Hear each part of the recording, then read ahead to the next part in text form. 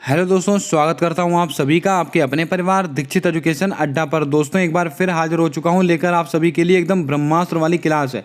अगर आपका भविष्य में कोई सा भी एसएससी का एग्जाम है तो आज की क्लास से आपकी परीक्षा में 2 से 3 सवाल आपको देखने को मिलने वाले हैं। पूरी क्लास को आप नोट कीजिएगा वन लाइनर नोट्स के रूप में, और जितने एक्स्ट्रा फैक्ट मैं आपको यहाँ से बताने वाला हूँ उनको भी आप नोट करके रखिएगा। और दोस्तों क्लास के अंत में आप अपना स्कोर जरूर बताएं कि आपने इन सवालों में से कितने सवाल सही करे। आइए शुरू करते हैं आज की क्लास। देखते हैं अपना पहला सवाल। हमसे पहला प्रश्न पूछा गया है कि ऑस्ट्रेलियन ओपन 2023 में पुरुष वर्ग का विजेता कौन बना। मोस्ट इंपॉर्टेंट सवाल है। राफेल नडाल बने हैं, नोवाक जोकोविक बने हैं, रोजर फेडरर बने हैं कि कार्लोस अल्कराज बने हैं। दोस्तों आपको याद करके रखना है, ऑस्ट्रेलियन ओपन 2023 में टेनिस टूर्नामेंट का खिताब किसने जीता है? Novak Djokovic. आपका ऑप्शन नंबर बी बिल्कुल ठीक जवाब होगा, इसको आप ध्यान में रखें।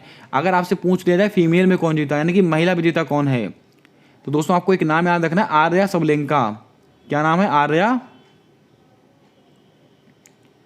सबलेंका। ये दोस्तों इसको भी आपको ध्यान में रखना है, प्रश्न आपसे पूछा जा सकता है। दोस्तों आपको याद होगा 2022 में यूएस ओपन का खिताब कौन सा? दोस्तों यूएस ओपन का खिताब किसने जीता था? कार्लोस अल्कराज ने जीता था। और राफेल नडाल ने दोस्तों कौन कौन से खिताब जीते थे 2022 में? एक तो इन्होंने ऑस्ट्रेलियन ओपन जीता था और फ्रेंच ओपन जीता था, इसको भी आपको ध्यान में रखना है। और नोवाक जोकोविक ने 2022 में कौन सा जीता था? Wimbledon open. आप सब जानते हैं साल में 4 टेनिस के टूर्नामेंट होते हैं। दोस्तों एक सवाल आपसे और पूछा गया था एसएससी की परीक्षा में कि रोजर फेडरर ये किस खेल से संबंधित है। ये भी दोस्तों टेनिस से ही संबंधित हैं, और इन्होंने अभी हाल ही में अपने खेल से संन्यास की घोषणा की है। कहाँ के रहने वाले हैं? स्विट्जरलैंड के रहने वाले हैं, इसको भी आपको ध्यान में रखना है। आइए बात करते हैं अपने अगले सवाल की ओर। दोस्तों हमारा अगला प्रश्न कहता है कि वर्ल्ड हैप्पीनेस इंडेक्स 2023 में भारत का कौन सा स्थान रहा है। मोस्ट इंपॉर्टेंट सवाल है आपकी परीक्षा को लेकर। कुछ महत्वपूर्ण इंडेक्स आपको मैं नोट कराने वाला हूं। वर्ल्ड हैप्पीनेस इंडेक्स में भारत का स्थान आपसे पूछा गया है। 126वां स्थान है, 132वां स्थान है, 135वां स्थान है, 150वां स्थान है। दोस्तों आपको याद रखना है वर्ल्ड हैप्पीनेस इंडेक्स 2023 में भारत का कौन सा स्थान है? 126वां स्थान है। आपको ऑप्शन नंबर ए बिल्कुल ठीक जवाब होगा, इसको आपको ध्यान में रखना है। बात करते हैं 132वां स्थान। ये दोस्तों किसके अंदर है? मानव विकास सूचकांक। मानव विकास सूचकांक। मानव विकास सूचकांक में भारत का कौन सा स्थान है? 132वां। और दोस्तों इसको जारी करने वाली संस्था कौन सी? यूएनडीपी। इस बात को भी आपको ध्यान में रखना है। बात करते हैं 135वां स्थान। ये दोस्तों किसके अंदर? शांति के अंदर।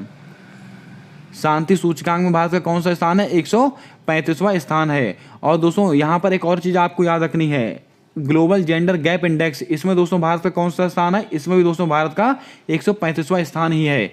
बात करते हैं 150वां स्थान। इसमें क्या है?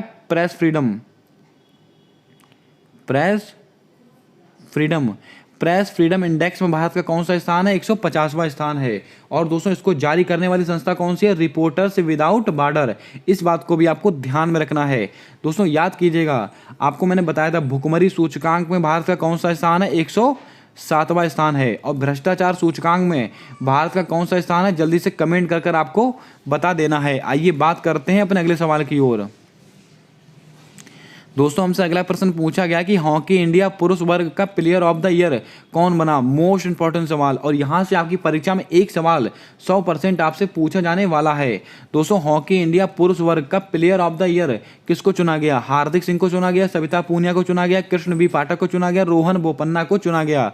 आपको दोस्तों याद रखना है हॉकी इंडिया पुरुष वर्ग का प्लेयर ऑफ द ईयर 2023 ये किसको चुना गया है? हार्दिक सिंह। आपको ऑप्शन नंबर ए बिल्कुल ठीक जवाब होगा, इसको आपको ध्यान में रखना है। अगर दोस्तों आपसे कहा जाए महिला वर्ग का विजेता कौन? दोस्तों महिला वर्ग में प्लेयर ऑफ द ईयर किसको चुना गया है? सविता पूनिया को चुना गया है। और दोस्तों कृष्णा बी पाठक, इनको दोस्तों क्या चुना गया है? जल्दी से कमेंट कर आपको बताना है। ये सवाल भी महत्वपूर्ण रहेगा आपकी परीक्षा को लेकर। दोस्तों पुरुष वर्ग में प्लेयर ऑफ द ईयर किसको चुना गया है? हार्दिक सिंह को। महिला में किसको चुना गया? सविता पूनिया को। और दोस्तों आपको कमेंट कर बता देना है कृष्णा वी पाठक। कौन से दोस्तों? कृष्णा वी पाठक, इनको क्या चुना गया है? इसका जवाब आपको कमेंट कर बताना है। आइए बात करते हैं अपने अगले प्रश्न की ओर। दोस्तों हमसे अगला प्रश्न पूछा गया कि विश्व बैंक के अध्यक्ष पद पर निर्विरोध कौन चुने गए। मोस्ट इंपॉर्टेंट सवाल है। अजय बंगा, डेविस मालपस, इंदरमीत गिल, रुचिरा कंबोज, ये चारों नाम मोस्ट इंपॉर्टेंट नाम है, इनको आप नोट करके रखें।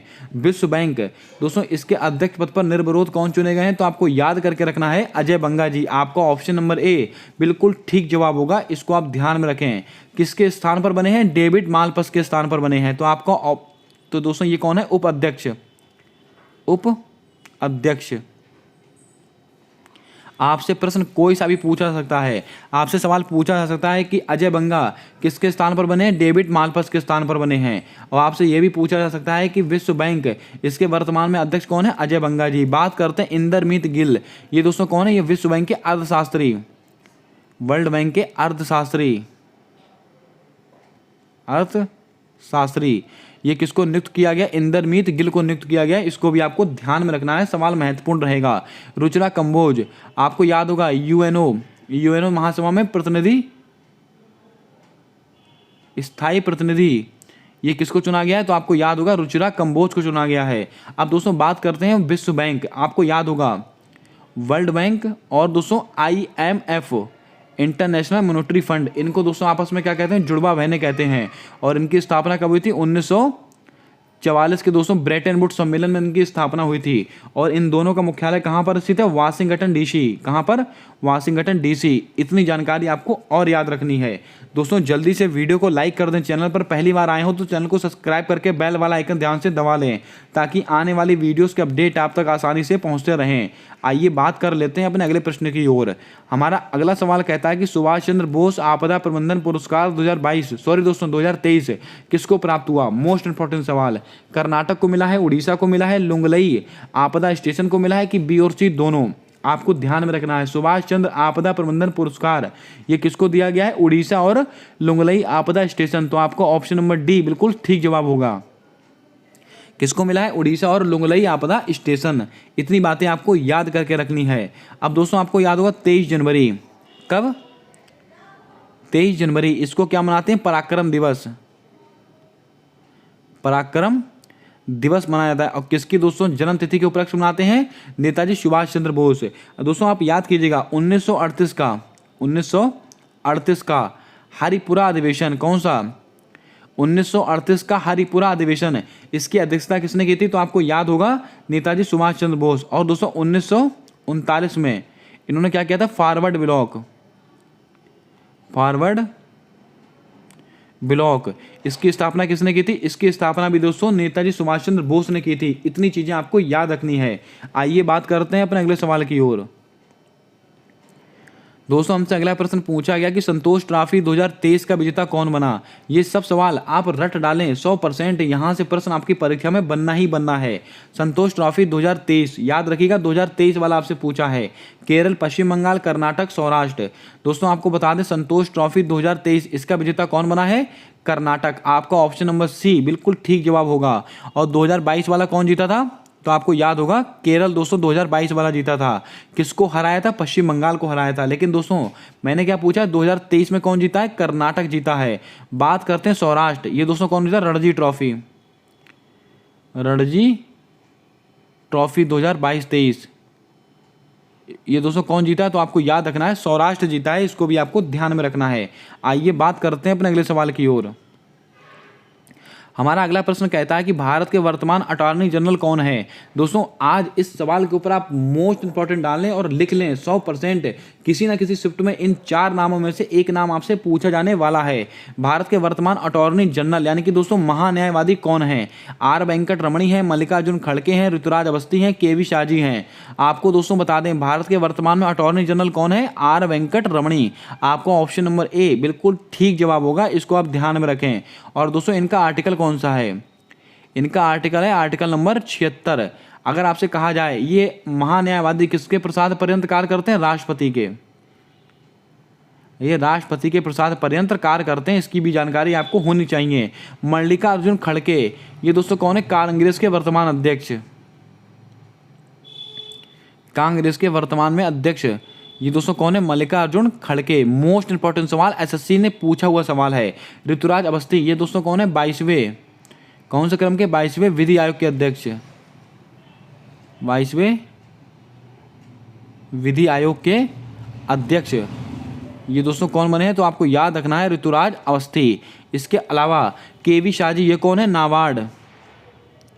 नाबार्ड के वर्तमान में अध्यक्ष कौन है, केवी शाहजी। अगर आपसे पूछा जाए नाबार्ड की स्थापना कब हुई है, 12 जुलाई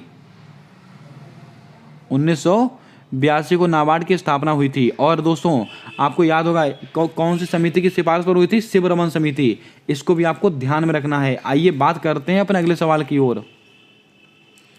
हमारा अगला प्रश्न पूछता है कि नेपाल के नए राष्ट्रपति कौन नियुक्त हुए हैं। ये सवाल भी अपने आप में मोस्ट इंपॉर्टेंट है। चारों नियुक्तियां बिल्कुल नवीन नियुक्तियां हैं, 2022-23 में हुई हैं। नेपाल के नए राष्ट्रपति के रूप में कौन चुने गए, राम सहाय यादव चुने गए, रामचंद्र पौंडेल चुने गए, पुष्प कमल दहल प्रचंड चुने गए कि चार्ल्स हॉपकिंस चुने गए हैं। दोस्तों आपको बता दें नेपाल इसके नए राष्ट्रपति किसको चुना गया, तो आपको ध्यान में रखना है इसको दोस्तों चुना गया रामचंद्र पौंडेल। आपका ऑप्शन नंबर बी बिल्कुल ठीक जवाब होगा, इसको आप ध्यान में रखें। अब दोस्तों बात कर लेते हैं राम सहाय यादव, ये क्या बने, उपराष्ट्रपति। उपराष्ट्रपति किसको चुना गया, राम सहाय यादव को चुना गया है। और राष्ट्रपति कौन बने, रामचंद्र पौंडेल। अगर आपसे पूछा जाए पुष्प कमल दहल प्रचंड, ये कौन बने हैं, प्रधानमंत्री यानी कि पीएम बने हैं। इसको भी आपको ध्यान में रखना है। चार्ल्स हॉपकिंस, मोस्ट इंपॉर्टेंट सवाल, न्यूजीलैंड के वर्तमान में प्रधानमंत्री कौन नियुक्त हुए हैं, चार्ल्स हॉपकिंस नियुक्त हुए हैं। इनको भी आपको ध्यान में रखना है। दोस्तों आपको नेपाल से एक चीज याद आनी चाहिए, काठमांडू नेपाल, इसमें किसका मुख्यालय स्थित है, सार्क का मुख्यालय स्थित है। और स्थापना कब हुई थी, 1985 में इसकी स्थापना हुई थी। आपको मैंने कई बार नोट कराया हुआ है। और दोस्तों कौन से घोषणा पत्र से हुई थी, ये भी सवाल आपके लिए महत्वपूर्ण रहेगा, कमेंट कर आपको बता देना है। आइए बात करते हैं अपने अगले प्रश्न की ओर। दोस्तों हमारा अगला सवाल कहता है कि एशिया का प्रकाश किसे कहा जाता है, यानी कि लाइट ऑफ एशिया किसे कहा जाता है। ये सवाल भी एसएससी ने पूछा हुआ प्रश्न है। महावीर स्वामी, महात्मा बुद्ध, पार्श्वनाथ, ऋषभदेव। दोस्तों आपको याद करके रखना है एशिया का प्रकाश किसको कहा जाता है, महात्मा बुद्ध जी को कहा जाता है। आपका ऑप्शन नंबर बी बिल्कुल ठीक जवाब होगा, इसको भी आपको ध्यान में रखना है। बात करते हैं ऑप्शंस को लेकर। महावीर स्वामी ये दोस्तों कौन से तीर्थंकर थे, 24वें जैन धर्म के 24वें तीर्थंकर कौन थे, महावीर स्वामी। अब दोस्तों अगर आपसे कहा जाए 23वें तीर्थंकर कौन थे, पार्श्वनाथ। और पहले तीर्थंकर कौन थे, ऋषभदेव। ये दोस्तों चारों सवाल मोस्ट इंपॉर्टेंट सवाल हैं, परीक्षा में कई बार इसी क्रम में सवाल पूछे गए हैं। दोस्तों महावीर स्वामी, इनकी दोस्तों मृत्यु कहाँ पर हुई थी, जल्दी से कमेंट कर आपको बताना है महावीर स्वामी जी की मृत्यु कहाँ पर हुई थी। आइए दोस्तों महात्मा बुद्ध को लेकर थोड़ी सी जानकारी आपको और देते हैं। आपको दोस्तों याद होगा इनको ज्ञान की प्राप्ति कहाँ पर हुई थी, बोध गया बिहार में इनको ज्ञान की प्राप्ति हुई थी। और दोस्तों इन्होंने अपने सर्वाधिक उपदेश कहाँ पर दिए हैं, श्रावस्ती। कहाँ पर दिए हैं, श्रावस्ती में दिए हैं। और दोस्तों अपना पहला उपदेश धम्मचक्र प्रवर्तन, ये दोस्तों क्या कहा जाता है, इनका पहला उपदेश है जो कि इन्होंने सारनाथ में दिया था। और इसके अलावा आपको याद रखना है इनका जो गृह त्याग है उसकी घटना को क्या कहते हैं, महाविनिष्क्रमण। और इनके प्राण त्यागने की घटना को क्या कहते हैं, महापरिनिर्वाण। ये सब फैक्ट आपको नोट करने हैं। मैंने यहाँ पर लिखे नहीं है, लेकिन दोस्तों मैंने आपको बोलकर बताया है, इनको आप नोट कर लें। 100% आपकी परीक्षा में यहाँ से सवाल बनने वाला है। आइए बात करते हैं अपने अगले प्रश्न की ओर। हमारा अगला सवाल कहता है कि झावेरी बहन का संबंध किस शास्त्रीय नृत्य से है। ये सवाल भी अपने आप में लल्लन टॉप सवाल है। कथकली, मोहिनीअट्टम, कुचिपुड़ी, मणिपुरी। दोस्तों अगर आपने हमारी संगीत और कला वाली वीडियो नहीं देखी है तो उसको आप जरूर देखिएगा। आपको एसएससी एमटीएस की प्लेलिस्ट में वो वीडियो मिल जाएगी, ऊपर थंबनेल में लिखा होगा कला एवं संस्कृति, उसको आप देख कर जाएगा। ये दोस्तों जितने नृत्य हैं उनसे संबंधित जितने भी जो नृतक हैं उनको मैंने वहाँ पर नोट कराया है। 100% आपकी परीक्षा में 5 नंबर उस क्लास से आपको मिलने वाले हैं। उस क्लास को आप जरूर देखिएगा, उसको मैं दोस्तों लास्ट स्क्रीन पर लगाने वाला हूं। हमारा सवाल है झावेरी बहन, इनका संबंध किस शास्त्रीय नृत्य से है, तो आपको याद रखना है इनका संबंध है मणिपुरी। आपका ऑप्शन नंबर डी बिल्कुल सही जवाब होगा, इसको आप ध्यान में रखें। दोस्तों कथकली और मोहिनीअट्टम ये दोनों कहाँ के हैं, केरल के हैं, आपको याद होगा। इसके अलावा कुचिपुड़ी ये कहाँ का है, आंध्र प्रदेश का है, आंध्र प्रदेश का है। दोस्तों एक बचता है भरतनाट्यम, भरतनाट्यम ये कहाँ का है, तो आपको याद होना चाहिए तमिलनाडु का है। कहाँ का, तमिलनाडु का है, इसको भी आपको ध्यान में रखना है।